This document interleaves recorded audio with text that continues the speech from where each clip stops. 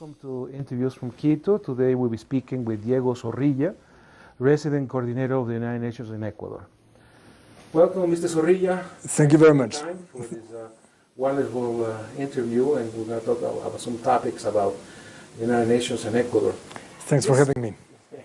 This June, Ecuador and the United Nations signed a cooperation, an agreement to support the National Plan for Good Living. What is the scope of this cooperation agreement? Well, it's a framework agreement for the cooperation of all of the UN agencies in Ecuador. There is something like 16 UN agencies. You know, there's a proliferation of UN agencies that are dedicated to specific topics and to advancing specific issues. This is a framework agreement that provides an umbrella for all 16 agencies that allows us to operate in the country for the next 4 years. And it's very important in a country like Ecuador that has recovered a very strong role for the state and a very strong role for planning, that international cooperation is aligned to the national priorities. And that's what we try to ensure with our cooperation agreement, which is fully aligned with the Plan Nacional del Buen Vivir, which is the name that Ecuadorians give, which is in English would translate as the National Plan for Good Living, which is the national development plan for the next 4 years. Every time that the government is in place, the president has to present a new national development plan for his tenure in office for the following 4 years. Could you tell us about the agreement help fight discrimination and inequality in Ecuador? Well, this is an issue in Ecuador. I mean, Ecuador has managed to reduce poverty quite significantly, and has also reduced inequities quite significantly too. It's actually the country in Latin America that has reduced inequities at the highest rate. That's the difference between the 20% of the population that have more and the 20% that have less. Still, Ecuador is embedded in a continent, Latin America, which is the most unequal continent in the world. So one of our purposes through our programming is to help Ecuadorian government and to help Ecuadorian society overcome the inequities that exist. And some of these inequities are due to discrimination. I mean, if we had to put a face to poverty in Ecuador, it will have the face of a woman, an indigenous woman. So there's a strong difference between the levels of income, the levels of education, still, in spite of all the efforts that are being done between different groups of the population. This is reflected in an atlas. We carried out an exercise last year supporting the government in designing an atlas of inequities in the country that goes municipality per municipality, and even at a lower level of parroquias, which is the lowest administrative level in Ecuador, to show the inequities that exist in the country still. You're talking about percentages of poverty in South America. What are the percentages in Ecuador compared to the countries in South America, and why is that? What is the Ecuadorian government doing about this, as you see it as the United Nations? Well, Ecuador has managed to reduce in the last 6 or 7 years extreme poverty from 19% to less than 9% now. And this is due to a combination of measures. I mean, there has been a very strong, a very sustained investment, both in infrastructure, there has been investment in the social sector, and there has been investment in ensuring that people have social safety nets, which did not exist before. All of this, plus the creation of employment, and the fact that many more people are now employed in the formal sector rather than informal sector, and they also have, there has been a strong push also for people to affiliate to Social Security. So all of these measures combined have resulted in a reduction into the levels of extreme poverty. Now, the next challenge is to actually eradicate extreme poverty. And this is the challenge that the government has set itself to do, and it's a challenge that we are happy to support. And we support this through a variety of programs in the United Nations. I mean, be it from developing agricultural methods and helping the government with agricultural methods, from that to generation of employment, to providing social safety nets to the population, and to a variety of measures. Good. Could you tell us about this agreement has to do with protecting the environment also? That's an important feature of the country, and it's an agenda that has been embraced very strongly. I mean, the Constitution of 2008 recognizes the rights of nature. I mean, it recognizes nature as being a holder of rights under the Constitution. And there is a strong, there is a reality with which we live in Ecuador, is that Ecuador is one of the most biodiverse countries in the world. It has a very big reserve in the Amazon. It has a very high number of parks, national parks. I think, if I'm not mistaken, it is the country of Latin America that has the highest percentage of its territory which is protected under national parks. But there is a lot of pressures on the environment. One of the pressures comes from the exploitation of natural resources, where the government strives to ensure, but this has not been the case in the past, and strives to ensure that this exploitation of natural resources is done in ways which are respectful of the environment. And then there is the safeguards which are embedded there. I mean, we in the United Nations are guided by conventions. We support governments to achieve their obligations and to meet their obligations under international conventions. One of them is the Framework Convention for Climate Change, and we support the government with their policies to control climate change in the country. For an American audience, could you tell us how would you describe the significance of the Ecuadorian National Plan for Good Living? Well, it's a concept. I mean, it's a concept that has, in fact, it's a concept that's actually quite close to what we in the UN are propagate or defend, which is the sustainable development in reality. I mean, it's a national good living. It's a concept that seeks to ensure that there is growth, economic growth, but growth that is centered on the human being, that actually benefits humans, and that is respectful with the environment. So it's the three elements of sustainable development, which is there has to be economic growth, of course, and the country has sustained economic growth for the past years. But at the same time, this growth must benefit and must translate into a reduction of poverty, into increased opportunities for the inhabitants of Ecuador, for citizens of Ecuador, and at the same time be respectful of the environment. It's a difficult equation, but this is the goal that's being set by the government. Of course, there are setbacks, but this is what the government wants to defend as its proposal, and this is what we're here to support. Can you speak about the notion of development centered in the human being? Well, it's a little bit, it's the recognition that economic growth per se does not necessarily translate into benefits for everyone equally. So economic growth is necessary, but at the same time there needs to be measures put in place to ensure that this economic growth translates into increased investments in education, in health, and once you've covered the very basics, then you go into greater levels of involvement, ensuring, for example, early childhood development, which is absolutely crucial, and helping people have better nutrition habits in ways that the economic wealth that is generated and the economic growth of the country actually translates into an improvement in the ordinary lives of citizens. And some of the measures are education too. Education has been a great, very important push for the government. I mean, we have to say that the government has benefited.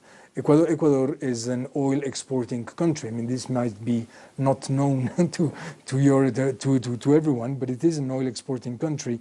I mean, oil exports are an important part of the revenue of the state and of the exports of the overall exports of the country. Actually, this is a challenge for Ecuador. Ecuador has now to diversify its productive matrix. I mean, this is the big mantra now for the government, is to ensure that it diversifies its productive matrix so that it reduces its dependence on the exports of oil. But the exporters of oil and in general the growth of the economy, coupled with a very good level of prices of oil in the international markets, has allowed the government to have an unprecedented level of resources that have been employed very diligently, I think, in increasing the spending in education and health. I believe that, and don't want to give you a wrong figure, but I think that the investment in education has been multiplied by 5 over the course of the last years, which is a huge investment. No?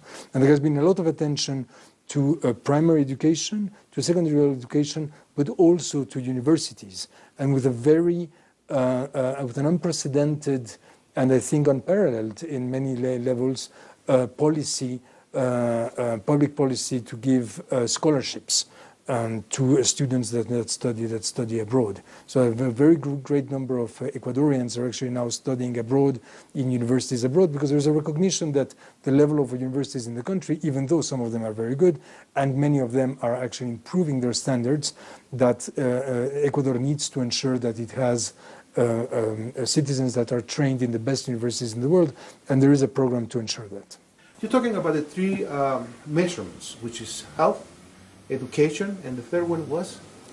Well, early childhood development is also an important factor that contributes to an improvement in the lives of people. Yes. And this cooperation agreement speaks about the interest of a part of the United Nations to adapt their global programs to local concerns. Yes, that's an important aspect of the work of the United Nations. I mean, the United Nations, through its fora, and when we talk about the United Nations, there are different levels of understanding of what the United Nations is.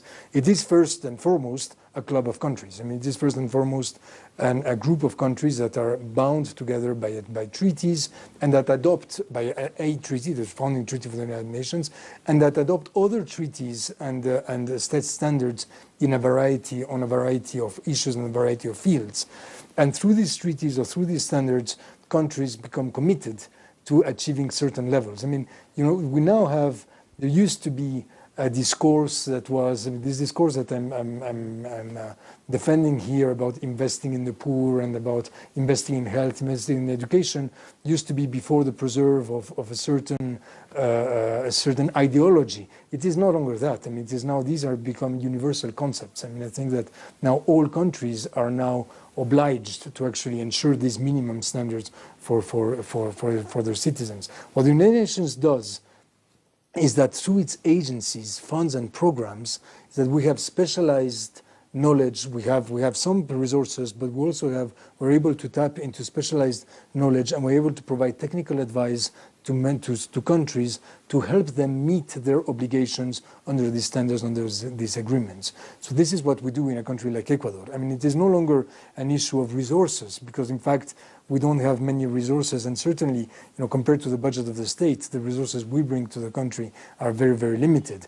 But what we do bring is an attention to international standards and the provision of the assistance, of technical assistance, and then ensuring that there is accompanying the government and the other functions of the state in ensuring that they meet these international standards. Mr. Zorrilla, can you tell us about, in recent interviews, I found that you have argued that human development has slowed down on the planet. Why is that? It is true. I mean, we are seeing that even though there has been, as I said, a strong push by many governments, and this is towards achieving higher human development indexes for their populations. And what we call human development is a combination of income, education, and health. So that the three measures have to be there. And the UNDP, the United Nations Development Programme, measures the Human Development Index of countries since the 1990s.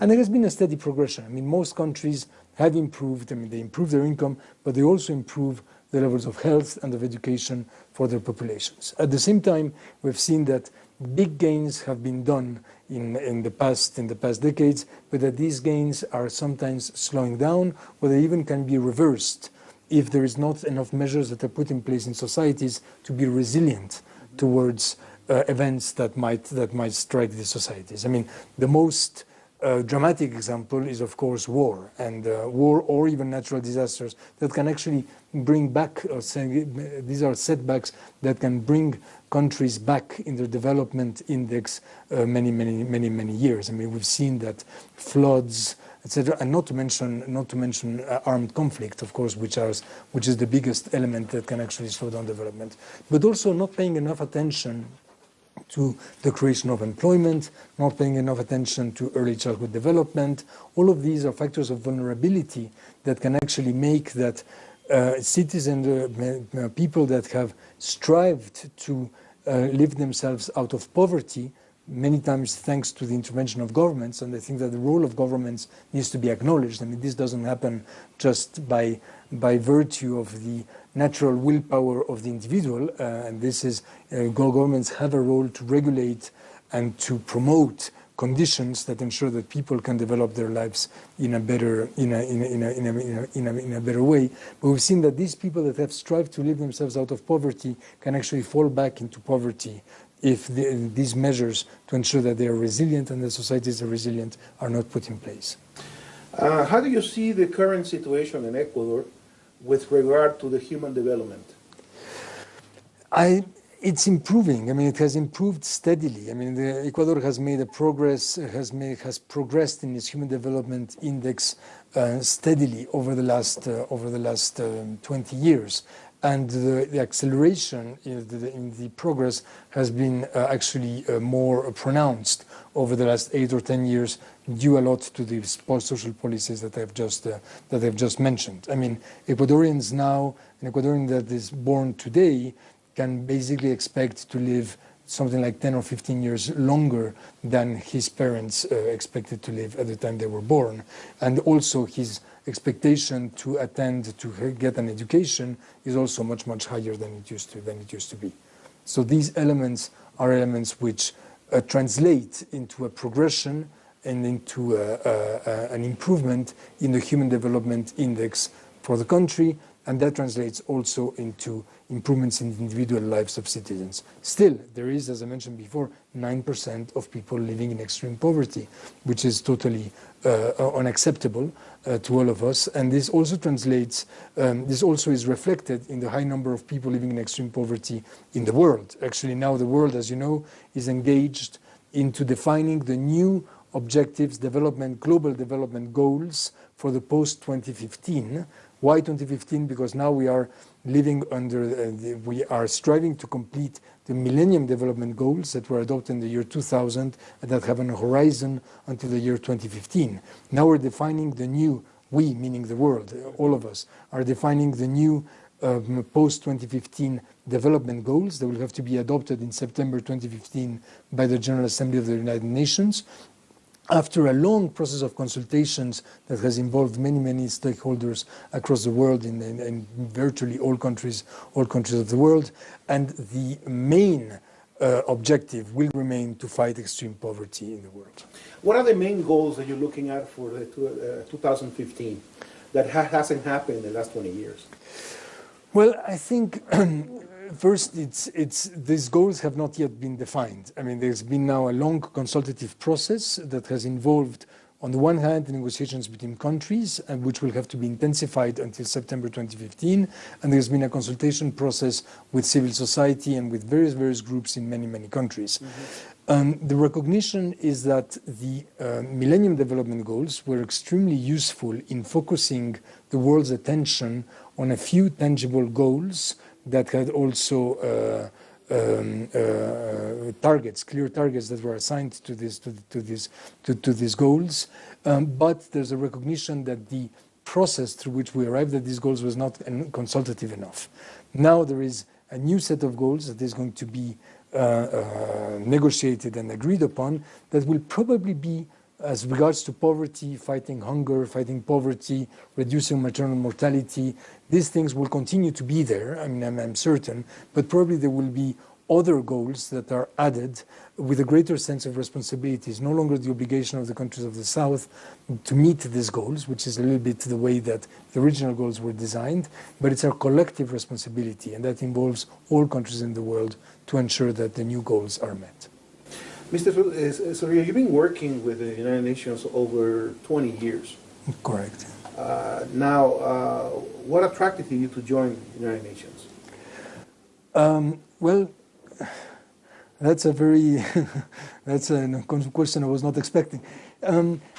Really, the goals of the United Nations are really very inspiring. I mean, I think that the goals for which the organization was set are goals that are very inspiring and that are can easily motivate young people in particular, and they motivated me at the time I joined the United Nations, and they continue to motivate me. One thing is that the United Nations collectively, we fell very short of meeting these goals, and the other thing is that these goals as an aspiration are very worthy and should remain there. As I said, there are various aspects to the United Nations. One thing is the group of countries that constitute the United Nations and that negotiate between themselves, and there we see that many times there are tensions, dissensions, disagreements that impede arriving at the agreements that would be necessary in order to meet to the full extent the goals of the nations. I mean, we see how the United Nations, the political world of the United Nations, these negotiations, the Security Council sometimes are blocked because of the interest of groups of countries, and as a result of that, the United Nations cannot engage into collective action for the main purpose for which it was established, which is to maintain world peace.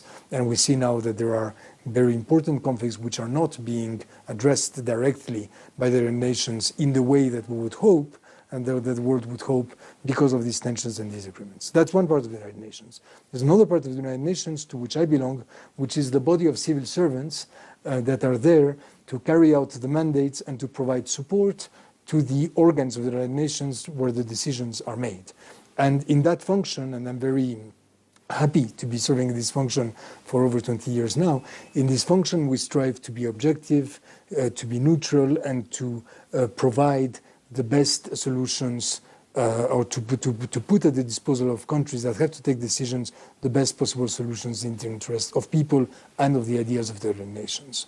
And then there is the specialized funds, programs, etc., that have been set for particular purposes and to meet certain objectives that are important to the world. For example, protecting refugees. For example, ensuring the protection of the environment. For example, ensuring that agriculture is developed in ways which are sustainable and that yield better results for farmers, etc. And I think this is also a very worthy and if I dare say, noble undertaking, and I'm very happy to be working for them. Just to wrap things up, I know your time is short. No, and very happy that you can be with us here in TeleSUR. How do you envision Ecuador in the future? And also, can you tell us how you see the United Nations as a human being in the next 20 years? Well, Ecuador, I think, is in an, I hope, in an irreversible path towards greater development. I think that as I said, the country is in a good direction for ensuring that it continues in a path of development that is centered in the human being and then translates into benefits for all the people, all the people of Ecuador. The continuation, there is now a big strategy to eradicate poverty in the country. There's a strategy to change the productive matrix. There are certain things that you do with education that empower people, that make people, that the demands of people become higher, and that in turn forces governments to actually ensure that they are there to meet those demands. So I think that in this sense, I think it's a very, very positive path. At the same time, it's a path that's fraught with difficulties ahead. I mean, the levels of spending of the government need to be sustainable, and that's why there needs to make sure that there are other sources of revenue other than oil, which are being explored. As for the United Nations, for the United Nations in this country and for the United Nations in general in the world, I mean, my hope is that we continue to be a relevant actor in providing assistance to the government and in providing a voice also to civil society organizations in the country and support civil society organizations to ensure that the very principles for which the United Nations was founded, which is to generate, to ensure that there is peace, to generate development, and to generate inclusion, are actually met in Ecuador. In the world, I hope that the United Nations will continue to be the place that has been for the past 60 years of existence, a place where differences of opinion can be expressed, but at the same time where agreements can be promoted, and where slowly, if you see the history of the United Nations, things that were considered completely impossible only a few years back, like rights of women, the mere concept of human rights, how they become ingrained in the agendas of governments, in the agendas of civil society, and they become ingrained in our minds, in our psyche. And now we take for granted things that were discussed at the United Nations and that were initially seen as revolutionary.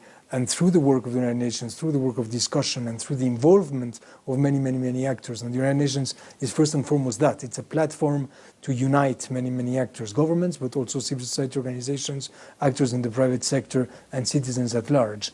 And that through this work, these concepts become ingrained, and things that, a few years back we didn't even talk about, like protection of the environment, are now considered a must by the citizens of the world. Thank you, Mr. Zorrilla, for your time. Thank you. Addressing some of the topics with the United Nations in Ecuador. It's been Diego Zorilla, the resident coordinator of the United Nations in Ecuador. My name is Andy Sebastia. This is Quito. We'll see you next time. Thank you. Thank you very much.